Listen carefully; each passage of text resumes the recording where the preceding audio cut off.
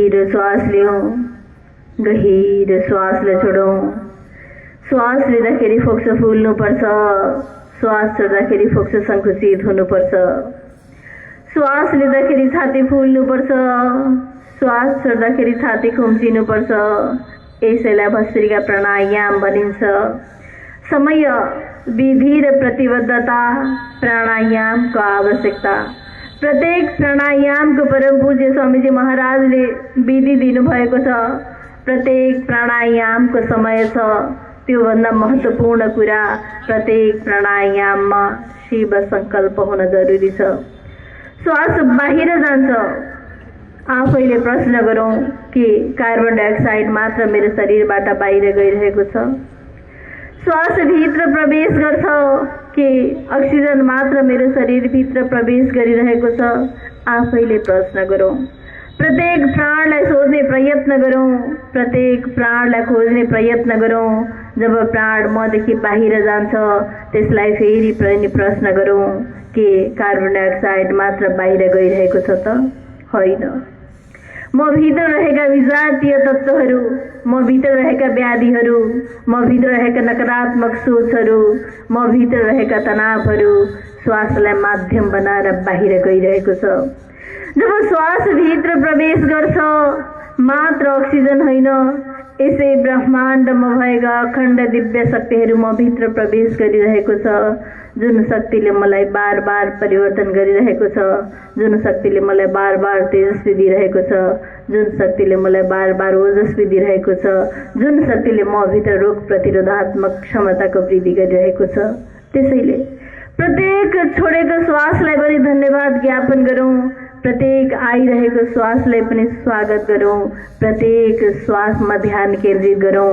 यदि श्वासमा ध्यान केन्द्रित गयो भने प्राणायाम मेरो जीवनमा घटित हुनेछ, नभए त अन्यत्र अरू नै समयमा पनि श्वास प्रश्वास चलि नै रहेको छ।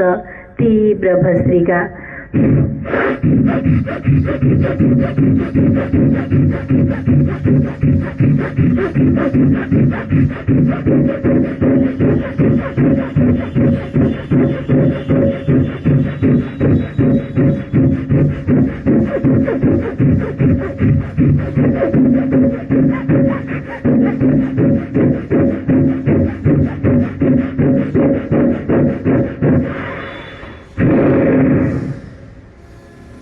के हुन्छ त प्राणायाम घटित भयो भने मेरो जीवनमा? आफैले फेरि पनि प्रश्न गरौँ, प्राणलाई हेरिराखौँ, तीव्र भस्त्रिका चलाइराखौँ। के हुन्छ त प्राणायाम घटित भयो भने? हो, शास्त्रले भन्ने गरेको छ, देहान्ते धमायमानानां धातूनां हि यथा मनः तथेन्द्रियाणां देहान्ते दोषात् प्राणस्य निग्रहात्। यति काम गर्छ प्राणायामले।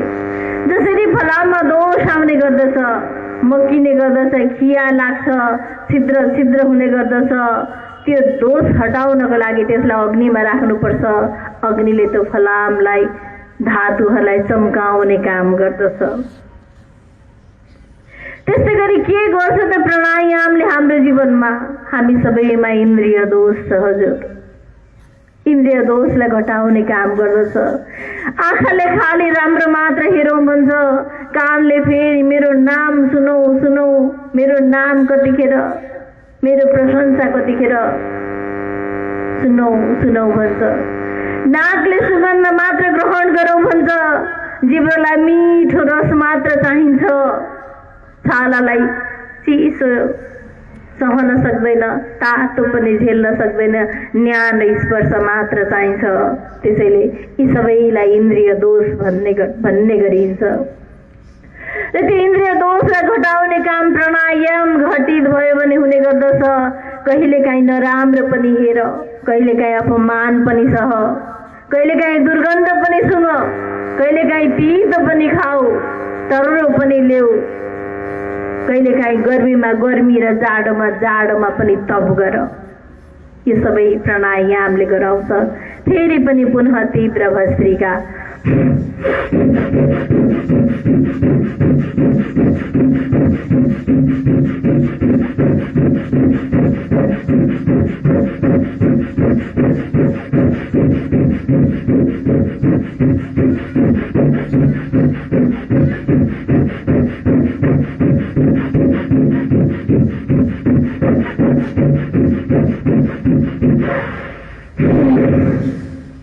के हुन्छ त फेरि प्राणायामको कमी भयो भने हाम्रो शरीरमा?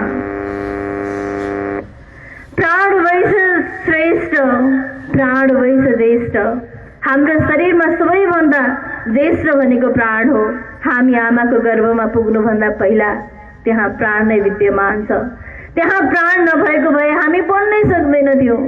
प्राण वैस श्रेष्ठ, यो शरीरमा सबैभन्दा श्रेष्ठ पनि प्राण नै हो। बिना प्राण कुनै इन्द्रियहरू चल्न सक्दैन। त्यसैले प्राण, बिना प्राण हामी पलभर पनि रहन सक्दैनौँ। त्यसैले यो प्राणलाई हेरौँ। के हुन्छ त शरीरमा पुनः प्राण कमी भयो भने? हो, कति वर्षको आयु छ हामीलाई थाहा छैन। अवस्था यस्तो पनि आउन सक्छ। अन्तिम अवस्थामा यही प्राणलाई एउटा सिलिन्डरमा भरेर नाकी छेडेर नाकभित्र पाइप घुसाएर पैसा तिरेर प्राण लिने अवस्था पनि आउन सक्छ। तर अहिले नै यो ब्रह्म मुहुर्तको प्राण, शुभ बिहानीको प्राण, प्रातः बेलाको प्राण हाम्रो शरीरभित्र ग्रहण गर्यो भने यो अवस्थाबाट सावधान बन्न सकिन्छ। कपालभाती, श्वास बाहिर पेटभित्र पुनः प्राणकै खेल परिरहेको श्वासलाई 1 सेकेन्ड अविच्छेद गर्ने प्रयत्न गरौँ। श्वास बाहिर पेटभित्र 1 सेकेन्डमा 1 झट्का नयाँ हुनुहुन्छ भने, अभ्यस्त हुनुहुन्छ भने छिटो छिटो दौडिन पनि सक्नुहुन्छ। कपालभाती मजाले चलाउँदै जाउँ।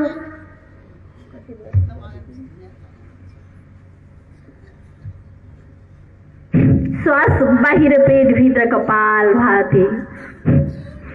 दिमागको बत्ती जलाइदिन्छ कपालभाती जीवन साथी। हामीलाई लाग्छ हाम्रो जीवन साथी मेरो श्रीमान हो, होइन, दोस्रो मात्र हो। शरीर रहेसम्म सम्बन्ध रहन्छ, सुदृढ सुमधुर रहन्छ। शरीर जीर्ण हुन थालेपछि सम्बन्ध पनि जीर्ण हुन थाल्छ।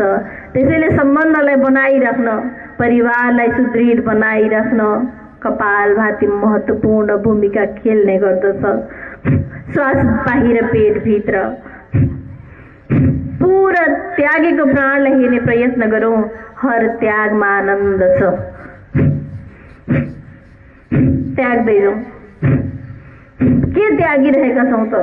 विजातीय तत्त्वहरू श्वासलाई माध्यम बनाएर। प्रज्ञापरारोही सर्वरोगाणां मूल कारणम। तनाव नै रोगको मूल कारण हो। हरेक रोगको पछाडि तनाव कारण बन्ने गर्दछ। यहाँ उच्च रक्तचापको पछाडि तनाव छ, न्यून रक्तचापको पछाडि तनाव छ, सुगर रोगको पछाडि तनाव छ, थाइरोइडको पछाडि तनाव छ, फ्रस्ट्रेसनको पछाडि तनाव छ, डिप्रेसनको पछाडि अथाह तनाव छ, एन्जाइटीको पछाडि तनाव छ। तनाव नै तनाव छ।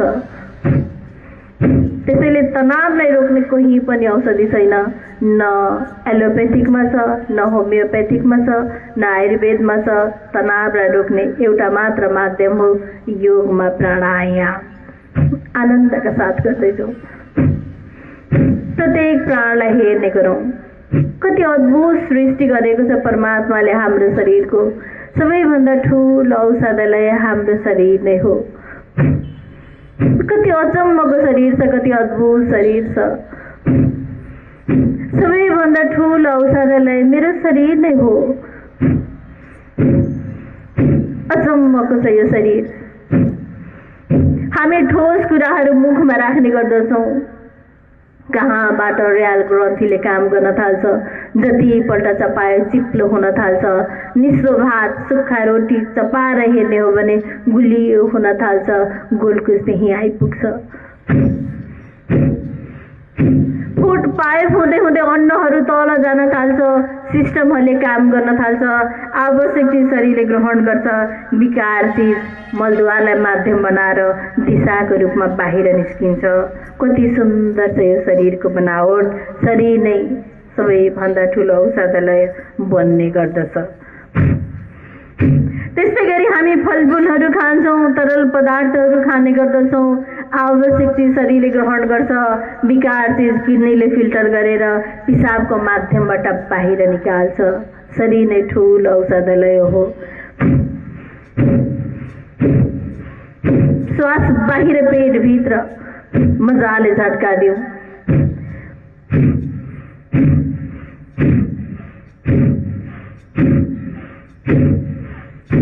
त्यसै गरी हाम्रो शरीर 9वटा द्वारहरू मिलेर बनेको छ।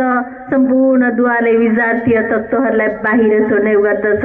आँखाले कचेरा, कानले कानेबुझी, नाकबाट सिगार, मुखबाट रियाल खकार, एक छिद्रबाट पसिनाहरू बाहिर निकालिदिन्छ। शरीर नै एक औषधालय हो। अझ बढी शरीरलाई शोधन गर्ने भनेको प्राणवायु नै हो। आवश्यक वायु शरीरले ग्रहण गर्छ अक्सिजनको रूपमा, विकार वायु तुरन्त फिल्टर गरेर कार्बन डाइअक्साइडको रूपमा बाहिर निकाल्छ। त्यसैले यो सिस्टमलाई ठिक राख्नु हाम्रो कर्तव्य हुने गर्दछ। जब हामी कपालभाती गर्छौँ, यसले पाचन प्रणालीलाई मजबुत बनाउने काम गर्दछ। तर खान जान्नु पर्दछ। आयुर्वेदले भन्ने गर्दछ, तिमी ठोसलाई तरल बनाऊ, तरललाई ठोस बनाएर खाऊ।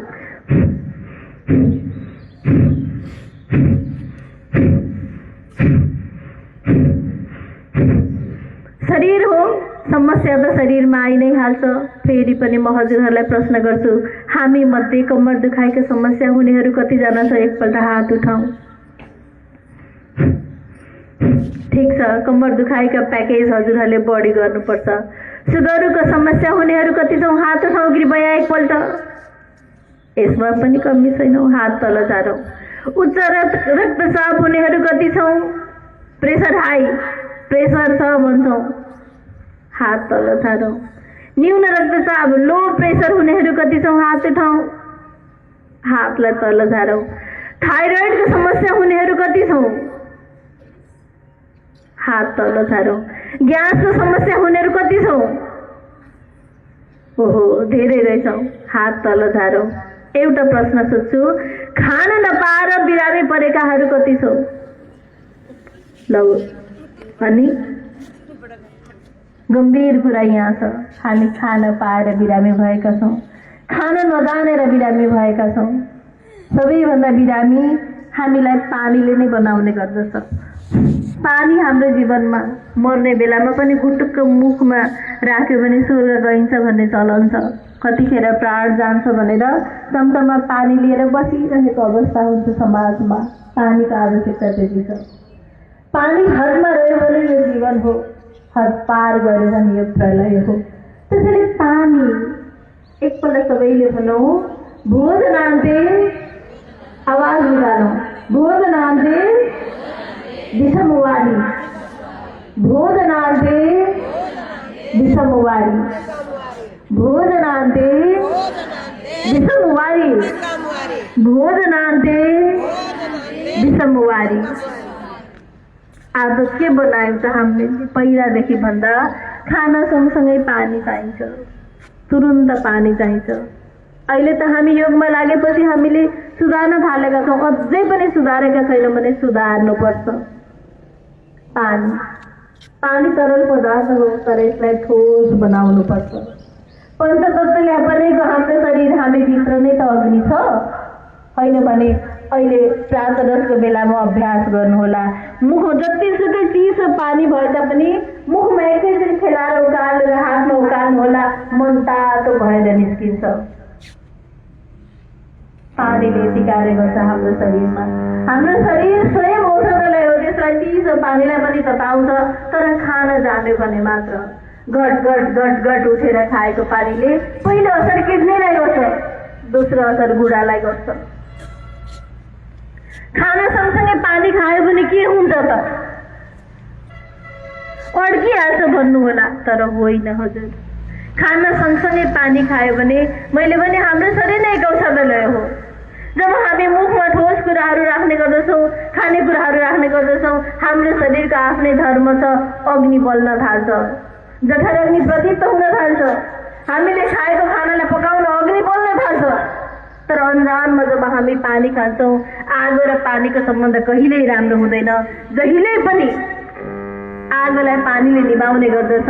खाना सँगसँगै पानी खाएपछि त्यो अग्नि निप्छ, पेट त भरिन्छ हजुर। त्यहाँबाट ग्यास फर्मेसन हुन्छ, ग्यासको समस्या हुने गर्दछ। प्रत्येक रोगको कारण ग्यास हुने गर्दछ। जब हामी मुखमा खानेकुराहरू राख्छौँ हाम्रो शरीर भित्र जान थाल्छ, त्यसपछि शरीरले एसिड छोड्न थाल्छ, त्यसलाई टुक्राउनु पर्छ। जब पानी सँगसँगै खान्छौँ त्यो एसिडलाई पातलो बनाउँछ, जति टुक्रा टुक्रा गर्नुपर्ने हो त्यति टुक्रिन सक्दैन, फेरि पनि शरीरले ग्यास फर्मेसन गर्छ। शरीर नै एक औषधालय हो। त्यसैले पानीलाई खान जान्नुपर्छ।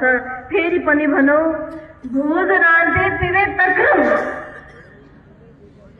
भोजनान्ते पिबेत् तक्रम, भोजनान्ते पिबेत् तक्रम, निशान्ते स पिबेत् पयः, दिनान्ते स पिबेत् पयः, निशान्ते पिबेत् वारिः, दोषजायते कदाचन। तीनवटा दोषहरूले बनेको छ हाम्रो शरीर। वात, कफु, पित्त। कतिखेर खाने त यी तरल पदार्थहरू हो। दिउँसोको खानापछि तक्रम, छास खानुहोला, मोही खानुहोला, मट्ठा खानुहोला। अर्थात् रातको अन्त्यमा अर्थात् शुभ बिहानीमा उषापान पानी खानुहोला र सुत्नु अगाडि रातको खानापछि दुध मात्र खानुहोला। यति मात्र खायो भने पनि हाम्रो शरीरमा दोष, वात, कफ, पित्त सबैमा त्यो गडबड हुन दिँदैन। त्यसैले खाना जान्नुपर्छ।